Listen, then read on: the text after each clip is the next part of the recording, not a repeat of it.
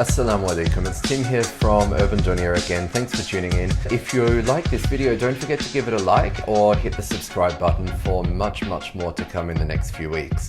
Today we are going to be taking a look at the best day trips out of Lahore. So Lahore is Pakistan's second biggest city. It's the city that I call home. It's somewhat of a cultural capital in Pakistan. And when we say culture, we're not talking about Pakistani culture necessarily, but more in terms of art and culture, as it were. Just because you've landed up in Lahore doesn't mean that you need to spend your whole time in Lahore, because there are lots of great things to see and do around the city of Lahore, and they're definitely worth devoting at least a day or two. So in no particular order, we're going to start with one of my favorite day trips out of Lahore, and that is Kasur and the Ganda border. So there's this road that runs through Lahore called Firozpur Road, and I think, well, it's occurred to me that a lot of people in Lahore don't really think about what Firozpur is or where it might be, but Firozpur is actually a town, funnily enough, at the end of Firozpur Road. But nowadays, it is in modern day India. If you follow Firozpur Road, at least to its extent in Pakistan, you'll reach the city of Kasur. Now, Kasur is a true Punjabi city to the core. It's famous for its food. There's these biscuits that you have to try when you're there. They're just delicious. They're soaked in this, I don't know what it is, sugar syrup or honey or something. It is incredible. Kasur is also famous for its faluda, which is a type of dessert, and for its kasuri machli. It's basically the fried fish which is caught out of the rivers near Kasur. Make sure that you get to the shrine of Baba Bulleh Shah, who was one of the Punjabi language's best and most renowned poets. And also all the way out to the Ganda border, which has a border closing ceremony every evening, similar to the one at Wagah, kilometers to the north. But this one's a bit lower key, and what makes this one a bit different is that at Ganda the border actually runs sort of diagonally across the road. Unlike at Wagah, where the Indian crowd and the Pakistani crowd are quite separate, at Ganda you are actually seated directly opposite the grandstands, which are just across the border in India. Okay, the second place that I recommend that you take a day trip out to is Sheikhupura.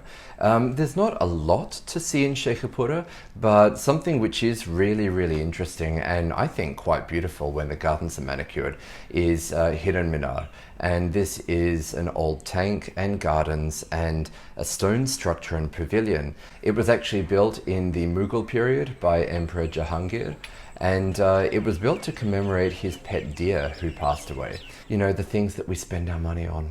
Anyway, another thing that you can do while you're over there is go to Jandiala Sher Khan. Now, this is a village near Sheikhupura, and in this village you can visit the shrine and tomb for Waris Shah. Now, Waris Shah, similar to Baba Bulleh Shah, is one of the Punjabi language's most celebrated poets.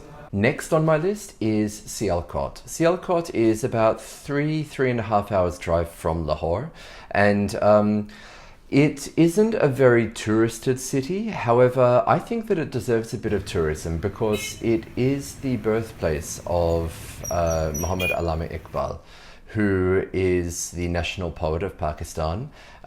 He was a visionary who actually was one of the first people to talk about the idea of the state of Pakistan.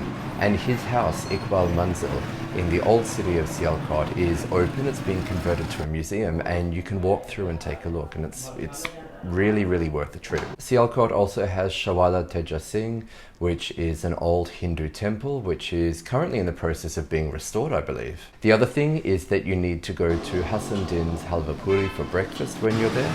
You will not regret it, I promise you. Next is a controversial one. This is Swaik Lake. Swaik Lake is on the motorway, not just off the motorway, I should say, near the town of Kalakahar. However, access there is not easy. Authorities have tried in the past to stop people from going there, but they don't seem to be stopping people nowadays. But the reason why it's controversial is because although it's naturally quite beautiful, the number of people who are going there has unfortunately resulted in masses and masses of trash being left on the ground. So Controversial because should you go there? Is it worth it? I think it still is worth it.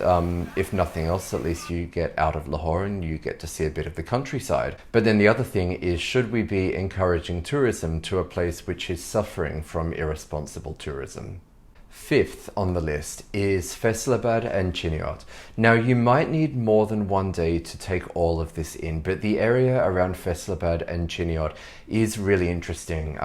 There are lots and lots of old shrines that you can visit. Chiniot is quite a historic city.